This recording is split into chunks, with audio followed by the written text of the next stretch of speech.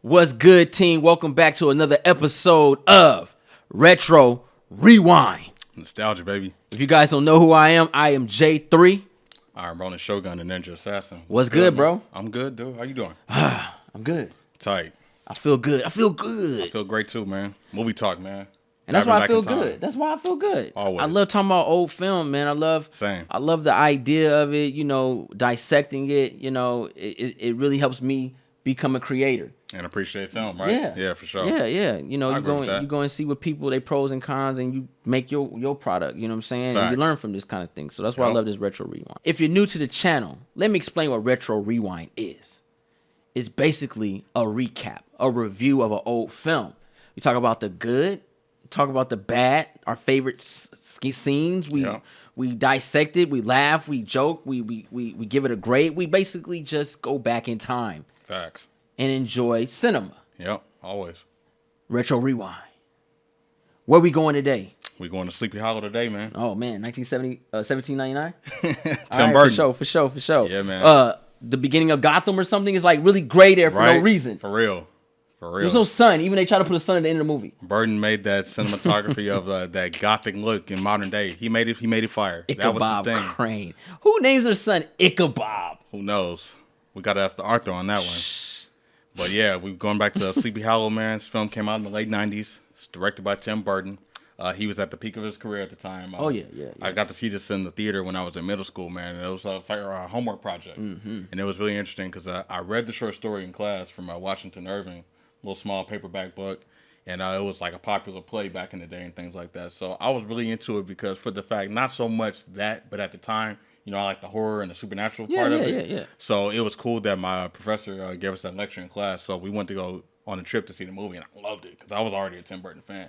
Like, he's doing this, I want to see his spin on this. Yeah, I got you on that, and it was fire, man. Like, it was different. The first time I saw this, I didn't know anything about it, right? But I knew about the Disney version, the Ichabod and Mr. Toad or some crap like that. Yeah. So I remember watching that. We all know about the Headless Horseman. Yeah. You know what I'm saying? And the pumpkin on the head and everything like that. So my dad showed me. My little brother, he was a baby, so I don't think he really understood it. Okay. It was like 97, right? Something 99. like that. 99? So yeah, my little brother was really young. But I remember that's when I watched it. I watched it with my dad. Okay. So, and those were the great times, when you watch it with your pops and stuff, and you guys don't understand why I get hyped about certain scenes, because my dad was hyped just as much as I am about this movie. This movie is great. Christopher Walken's up in this thing playing the Headless Horseman. That's right. And then you have Johnny Depp, bruh, coming in. Detective Ichabod you know what I'm saying? Like, like this movie seems to me that Tim Burton got his heavy hitters from other movies that made him very popular. You can see that longevity partnership between actors and directors. Mm-hmm. He loves working with Johnny Depp. They do magic together. Oh, yeah. And this was one of those. When you say that, do you mean literal or... both. Okay. Because Tim Burton... They do magic together. Tim Burton's a magical filmmaker, bro. What dark shit you talking about? This is Tim Burton we talking about. They do magic together. Oh, they do. You see what Johnny Depp look? He look like Jack Sparrow, real shit. Like he over there doing the voodoo and all that other shit, bro. That fool looking dark now. They know what I mean. But yeah, magic together. That duo is tight, man. They do a lot of good movies and stuff together, and you could see the collaborations when it came to like biopics, dramas, fantasy. They just dove into everything. The whole Wonka, Ed Wood. Ed Wood was one of my favorites too. They do magic together. I'm still on that. All right. Yeah. So. Let's get right into it, man. Let's talk about the good or the bad. Which one you want to start with? Oh, we'll do the good. Let me give a little quick breakdown. All right, so the film takes place in New York of 1799. Yeah. No blacks. Yeah, that was kind of weird, but no blacks. We got to talk to Tim Burton on that shit. But yeah, the film follows a detective known as Ichabod Crane who's sent here on a case to go to Sleepy Hollow to hunt down these murderings that were taking place by the Headless Horseman. Uh-huh. There you go. Just plain and simple. Yeah. And I think that's what made the movie really dope, because it was really plain and simple. Let's get into this. Let's get into the good. You said the good, right? Let's get into the good. Let's go. Let's take a trip down memory lane. One of my favorite details about the movie, as far as just from its regular standpoint, I like how the Headless Horseman does his killing deeds, because he takes the head so that the bodies can't be identified. I thought that was dope. because no one never really thought of that. It was like, all right, you're not going to find out who this is. He's just taking it. He's collecting. Yeah. And he's got motivations, too. We still don't know why. So it's the mystery throughout factor, the movie, we don't know why. Yeah. So I thought that right there alone is me being a slasher fan. I like that. And then you throw gothic horror on top of that. And then you got burning isms in there. That was cool. I'm going to be honest with you guys. This movie just... Christopher Walken as the Headless Horseman stole the show for the movie for me. And that's just plain and simple. When we're going to talk about the scenes that I like, but I'm just going to explain why. The Headless Horseman was an assassin, a killer. His deaths were the best that I can say I've seen in a movie. Like, if I was Shao Kahn in Mortal Kombat, I would want him to be one of my warriors. Okay. Like, it's like that. You're coming to the outworld. Like, the Headless Horseman was that dude, bro. Okay. Like, his murders were just so clean. He cut you so good, you don't even bleed, man. Like, you don't bleed. You just, he cuts the artery, burns it, no blood. Put clean it on the grill, cut. Tenderloin steak, sizzle it. He was precise. It was epic. And he had skills to back it up. His combat was on point. You know what I'm saying? I was like, oh, all right. And then mixed in with the brilliance of Johnny Depp as Ichabod Crane. I think Johnny Depp is a phenomenal actor. He's so good as an actor. We know it. We just don't even acknowledge it anymore. Right? You expect it almost. Yeah, you expect him to be good. I get it. And at the time frame of this movie, because I was younger, but this is before Jack Sparrow, so this is when I say this is like one of Johnny Depp's last real acting roles. I would agree with that. If you know what I mean? Like now he's kind of like, just do what I want to do. It's whatever. But it's one of his last acting roles because Christina Ricci's in there, and she's this lovable good witch, if that even exists. Right. You know what I mean? Looking like Cat from freaking Casper and shit. You know what I'm saying? And just the idea of it, was really great because it is a mystery film. Yeah. You're trying to figure out why the Headless Horseman is doing what he's doing, and I love that. Because, granted, we know how it ends. We know, but when you watch it, especially for the first time, you're like, yo, why? Right. And then when you see scenes like where he's not even trying to kill you. Right. He already is like, wait, why is he not killing him? And why he's not doing this? There's a set goal already. It's a goal, right? He's going after this guy and only this guy. And, and I really love that. I love the whole 1799 Gotham. You know what I mean? Like after watching that Batman one, that older one with Gaslight, yeah. It kind of had that. Jack the Ripper and all. Yeah, Jack the Ripper had that fire. vibe, right? Yeah. So it's a good point. Seeing that, and then you're kind of like, being older, and you're like, you didn't make a Batman like that. You know what I mean? For real, Jack the Ripper, the movie, I would watch it. Like, you know what I'm saying? So it really had that vibe. The mysterious of Jack the Ripper. He was killing women, but this guy's killing everybody. Right. And then the timeline, the storyline of the characters and why he was doing things, just placed piece by piece. It was a great pacing film. He ain't lying. It's dope because you see the family tree. And you see all these names in the beginning. You don't know what it really means. But then you start to hear the last names. And then you remember, like, yo, that name was there. And you start seeing them get chopped off the tree. And you start thinking, like, wait, is the Headless Horseman related to these people? Right. Or what's going on? And the whole motive of it at the end was just like, it's all about money. Right. This is dope. Personal vendetta. It's a personal vendetta, bro. I love it. And how Christina Ricci tied into it. And then, it was like, yo, it really had a great substance, and I thought this movie really kept its beat throughout the whole movie. The directing was dope, the action, the thriller, the horror, the acting. You know what I mean? Even the mysterious Danny Elfman music. Always. It was like, fire. yo, this movie is premium. Yeah. When it comes to all that, I really enjoyed it, man. Good movie, man. It was crazy because the Tree of Life was also the Horseman's resting place. And that was where he would keep all his collection and his evidence of things. And also what was interesting was that the Tree of Life was a gateway into another world. Like it was crazy. I wish we could have saw more of that. But it was still cool to see. Too evil, y'all. Yeah. I don't want to see that. But Tim Burton, just what he does. You know what I'm saying? So that's where the magic comes in. Mm-hmm. There you go. So, yeah, but I thought that was a really interesting thing to focus on. And, again, they kind of emphasized it and gave it a little detail.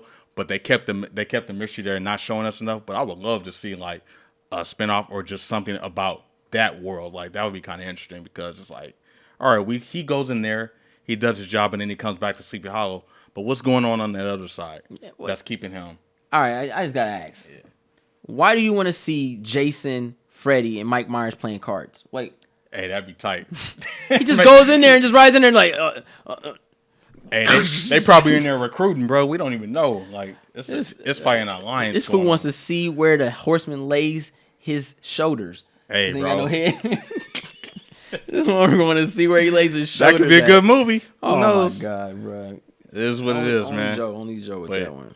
Yo, it's fire visuals. I love. Actually, my favorite character is Ichabod Crane in the movie. I like how Johnny Depp kind of plays it straightforward. He's humorous, yet he's serious.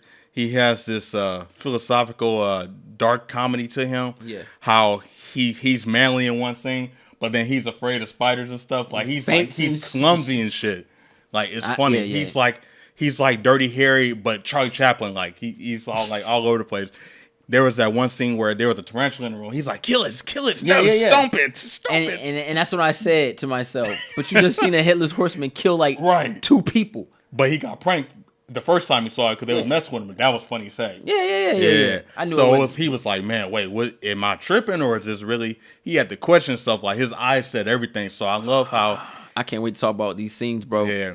He had his moments where he was dealing with the reality and then where he was being messed with. Yeah. I thought that was funny, though. He played it like a straight man really well. He had his humorous moments, and then he had his moments where he was in detective mode. I thought that was really cool. That was cool. Cool. The acting was really good, man. Yeah. The acting was really good, and there's got a lot of familiar faces in this movie. Oh, yeah. And a lot of older actors in this movie. Veterans. You know seasoned. What I'm saying? And I mean, we had Count Dooku in this. Right. Dracula himself was in this thing. You know what I'm saying? And you had Alfred in here from Batman, you know what I mean? And Christopher Walken's from Batman. Christopher, man. You know what I'm saying? And just in general, just the whole, Edward Scissorhands. Yeah. I mean, Christina Ricci, like, you had a lot of familiar faces, you know what I mean? Yeah. So that was really cool. What did you not like about this movie? I would have liked to have known more about the town itself because I felt like there was things that have happened that should have been acknowledged before Ichabod even showed up. We should have gotten some type of montage of Sleepy Hollow itself because it was already a haunted, spooky place. There was already stories and things that were told but were never proven or explained. So I felt like they kind of used that as filler when Ichabod showed up, when in reality, you could have just broken that down, and when Ichabod showed up, he could have been doing like all type of detective things, not just going after the Headless Horseman, but actually solving cases, Sherlock style, you know what I mean? That was kind of a big negative for me. It's funny you say that. Yeah. I was like, what if they did a what if story and they put Sherlock Holmes in Ichabod Crane's situation? Oh, that would be fire. It'd be a short film. Yeah. He would knew it was that chick in the beginning. Oh, she's the culprit right here. Her right here. She's the witch. Off the back. How could you tell? The mud on her shoes. Wow. All right. That's Sherlock, though. Sherlock Holmes will figure that out. That's what he does. What I didn't like about it was the fact that it's CG or the animation portion of it just does not hold up well. Like when Christopher Walken, the Headless Horseman, threw his little eyes at you and it's like, whatever. That looks weak. Especially in a time base. 1997, yeah. It's kind of like, okay, because granted we had tube televisions. True. Yeah. But even knowing that they have it on Netflix and you're able to watch it, you would think they would kind of like make it look a little bit better, more believable. Polish it a little bit. Yeah, polish it a little bit. Yeah. And I didn't like the fact that Ichabod Crane was such a he's scared of little things, but you are forensic scientists and you go into cemeteries, you dig up bodies and you see dead people, but you're scared of spiders. It's kind of like Indiana Jones with snakes, right? That's a little different. Why? Snakes is... he's scared of snakes. They're hands-on. You're scared of snakes? Oh, yeah. This mother. Heck yeah. That's why it's different. Yeah. Why are you scared of snakes? They're more hands-on. They're a little more aggressive. What are you talking about? The spider tried to attack me a couple days ago. He put his little tassels. He's scared of snakes, bro. I'm scared of anything can eat me. What can I do? You know what I'm saying? I'm scared of anything that can eat me. So I'll just say that. I'll buy that. Yeah. If it's an anaconda, I'm scared. All right, for sure. If it's a grass snake, I'm throwing it. Grizzly. Bear? Yep. I'm hugging it. Good luck. They only attack what's scared of them. True. You know what I mean? Yeah. Give him a sandwich, he'll sing a song. Good to know. Nah, but all honesty, I just didn't. I thought that was cool. I understood the fainting part, but it was like he saw blood and then fainted. But isn't that your job? Yeah. I thought that was kind of like. I think that was for comical effect. Yeah, but it didn't belong in this. Yeah. To me, personally, I didn't like that. I was like, whatever. But for the most part, for sure. Anything else you didn't like? What else I didn't like? There was another main character. I forget his name though, but he was the guy that was helping out at the house. I felt like he got killed too quickly, and I felt like there was more to him because you talking about the guy with the wife and the kid? Yes. When he was in there, he was feeling his wife, bro. Yeah. He wanted her.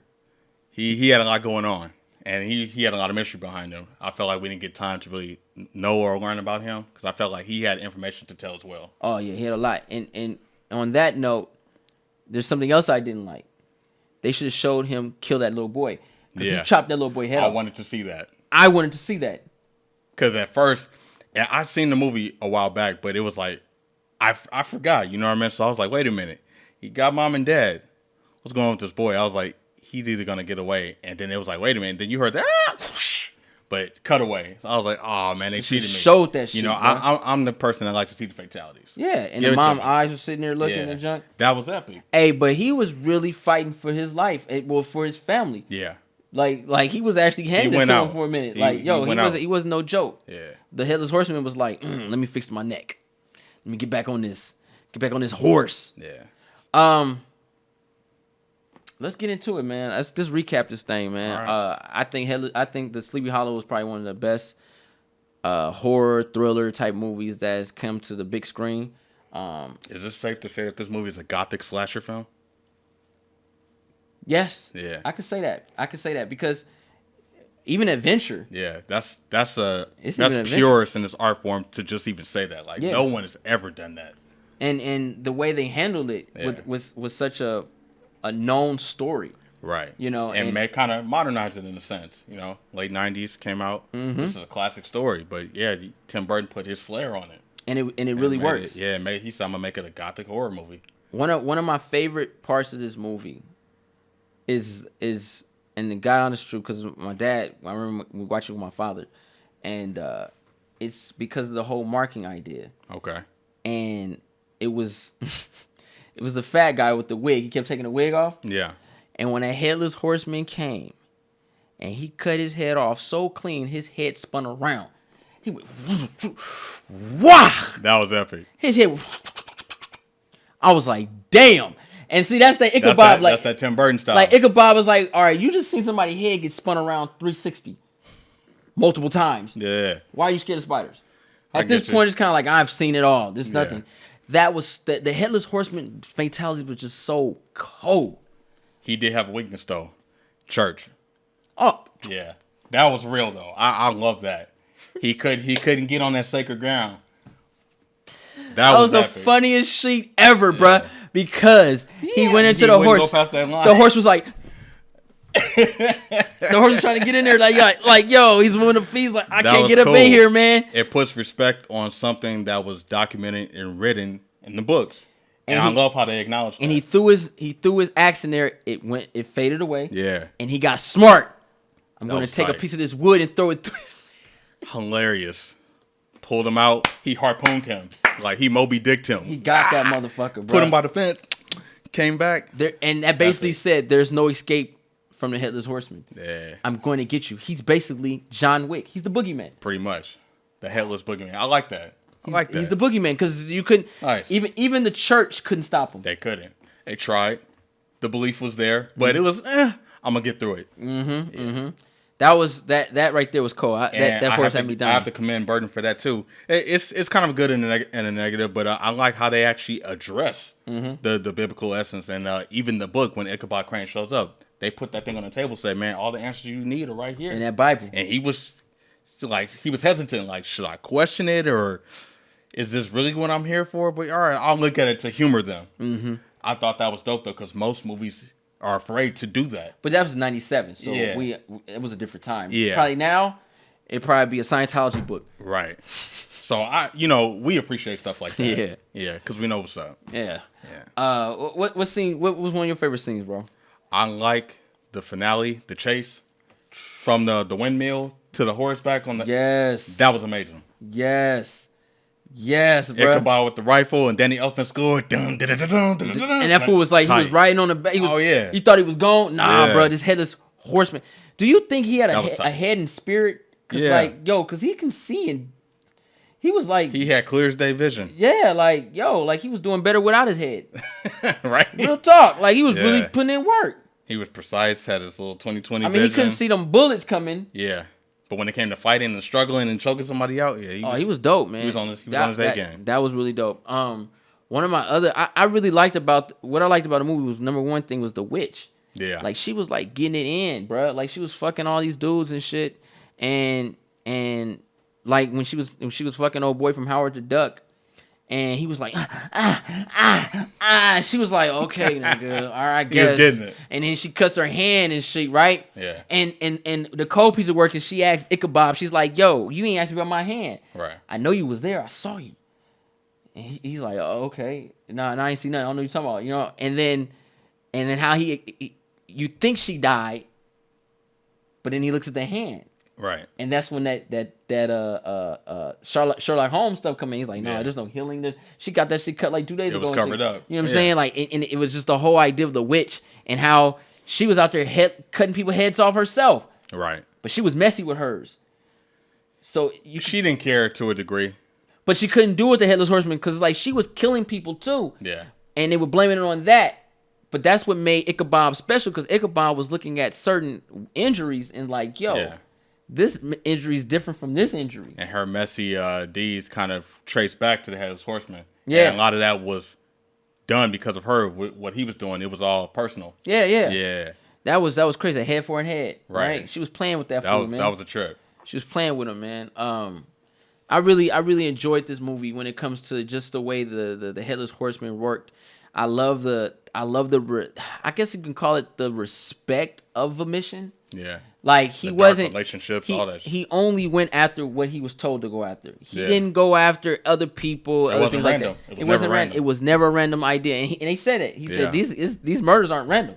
He's actually has a goal. He has something to go for, and I really adored that because when old boy that didn't like Ichabod was heading up with him, he was like, "We're gonna finally get him." And he like, man, get out my way, bro. I ain't got no beef with you. Leave me alone. And that was kind of scary to a degree because it was like, he's capable of taking you out, but he's actually sparing you right now. That I've never seen a villain do that. Yeah, not like that. And then they went too crazy and they started stabbing him. He was like, "Oh man, y'all messing up." Well, you done effed up now. Like, and he chops that motherfucker in half. And you see that turn, that slow turn, like that's your ass now. Like it was crazy. Like he killed I think, and the funny thing is, the way the way the Headless Horseman was killing folks, he was cleaning you up. Like he basically sealed everything up. So old boy that got chopped in half was probably still alive. That's interesting. Almost like so he was dying slowly, suffering. Yeah, because he eventually had the shit, but he didn't go nowhere because he cut him so cold that he healed. Right. So all this was sealed back up. Interesting. That motherfucker lived from that. He gonna die eventually. Yeah. Me legs. I just really. That's pretty crazy. This movie's tight, man. It was tight. It was tight. It's a lot of. Great. I like the attention to detail in this when it came to the killing, when it came to characters and narrative. Like it was specific things where it's like, okay, you're focusing on specific characters that do these kind of things this way. Like characters do things specific ways that only you would see them do. So it's funny because when you watch it, Ichabod has those little things on his hands, right? And because Ichabod's mom was a witch, right? Or she practiced some type of witchcraft. Yeah. And he ends up falling in love with a witch. that I feel when I watch the movie, I feel that she's the reason why the Headless Horseman was even able to get her dad. Whoa. She did that witchcraft in the church and dropped that barrier. So I guess you're saying it's kind of been around in his life. He just kind of had history on it, so he kind of was. No, when they was in that church, and that Headless Horseman was on that horse trying to get in. Mm-hmm. Yeah. Right? Yeah. Soon as she got that pink chalk and started doing some witchcraft crap, right? In the church. Yeah. That's when her daddy died. Gotcha. He went right through that sucker. He was waiting. Oh, okay. I see what she you're saying. allowed the demonic forces to come up in that church. Yeah. And that's what got her, like... She was the barrier. She was the barrier. I got you. And she was the reason for everything to go down. Right. The movie revolves around her. Pretty much. Because her father was the one who evicted the witch and her daughter, her sister, and her mom died, and her dad died later on, and they were homeless bums, and they had to change their name, live in the woods, all that yada yada yada, all that trash. She set up the Headless Horseman. All this revolves around that family. Playing judge, jury, and executioner. And she wanted to get the bread. Yeah. She was like, "You owe me. This is what I owe." So Christina Ricci is the reason blamed for everything. Yeah. So that was really cool. It was kind of like treasure hunt movie with Nicolas Cage when you go through the backstory, everything like that. National Treasure, cool. yeah. So just watching the journey of that, I thought that was really dope. That's probably why Ichabod was there to seize her assistance to protect her. Yeah, real spit, And then he fell in love with her. And then the little boy, which I thought was really cool. He was cool. He lost everything. He lost everything. Was still fighting right there with him. Mm-hmm. He was still putting in the work. Mm-hmm. He was a great jockey. Ichabod kind of pretty much was, you could say, his guardian in a sense. He became it. Yeah. He became it. His mom and dad was gone and all that. His dad died, his mom died, and he had nobody. So that was really dope seeing that. He had a cut right here, right? Mm-hmm. What? I forgot what happened to him. I did too. I don't remember. Because I was when I was watching, I was like, yo, did he try to get him too?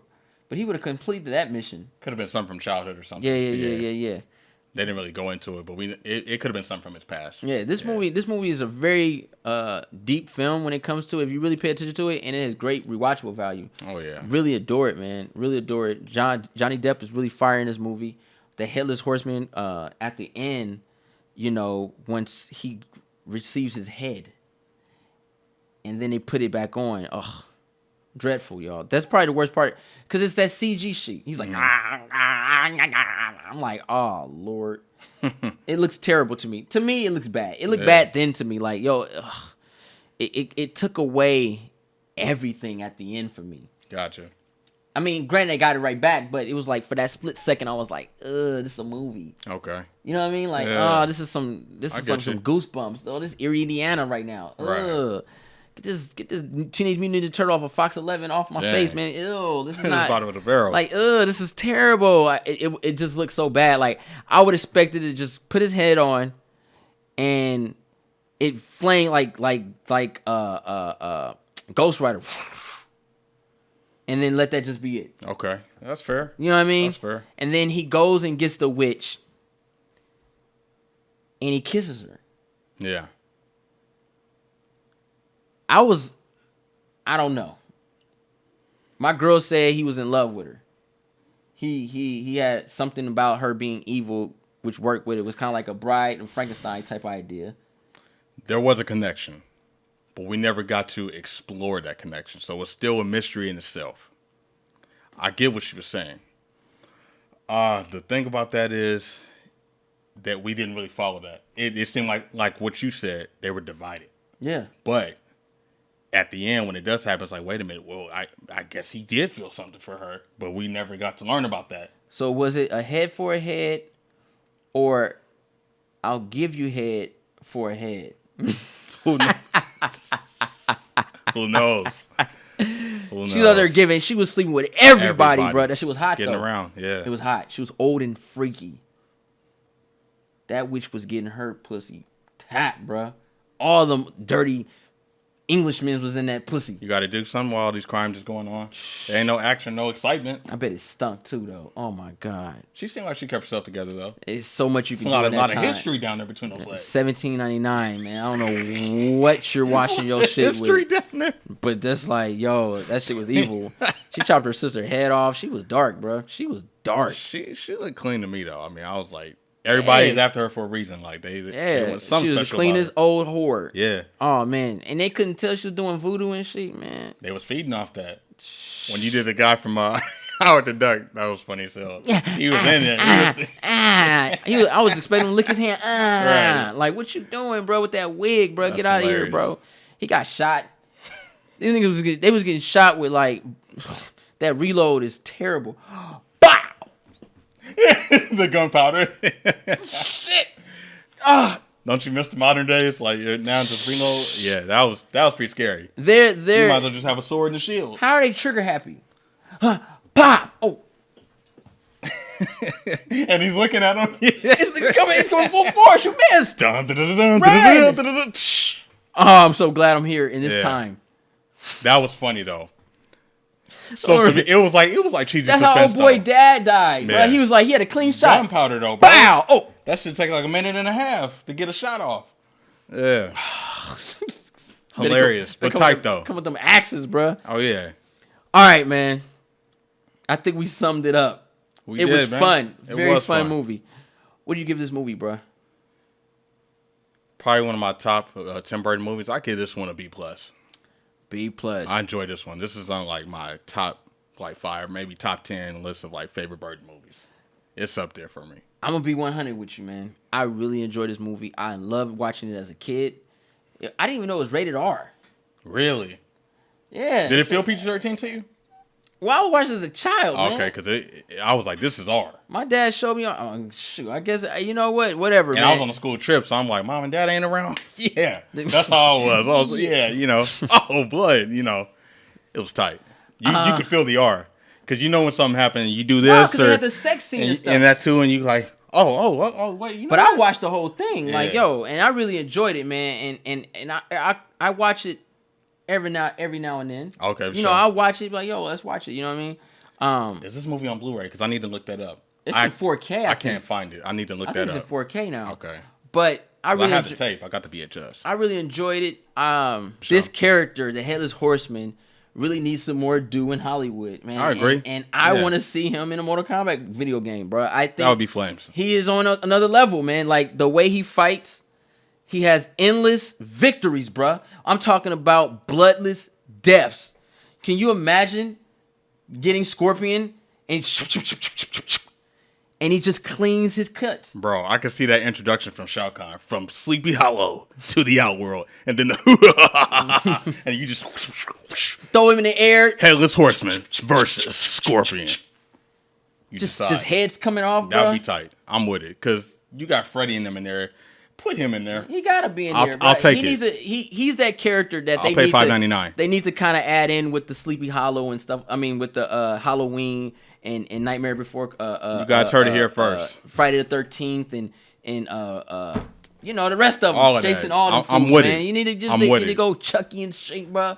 The Headless Horseman need to be in that, man. I think that character needs some due. At least, hear me out.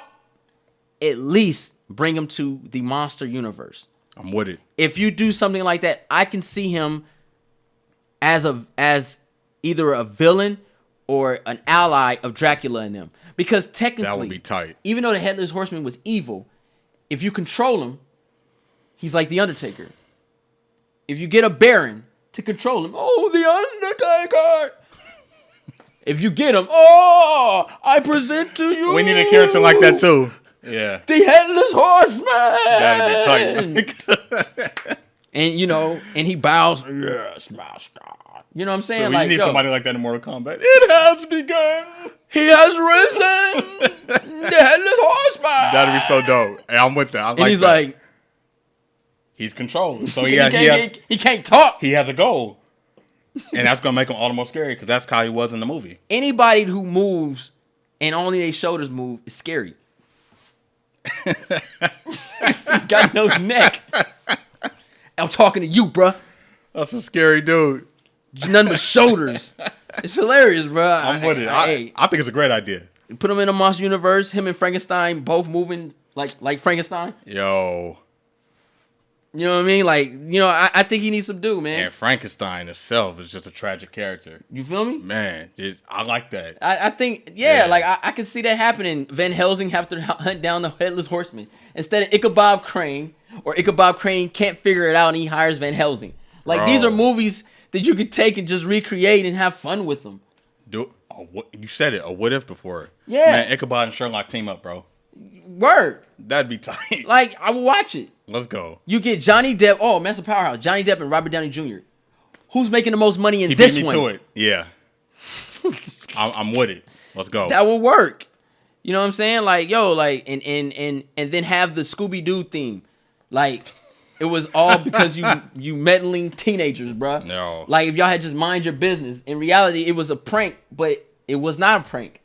It was someone pranking, but it was also something realistically really happening.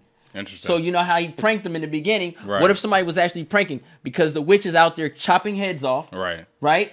At the same time, there's a guy out there pretending to be the Headless Horseman.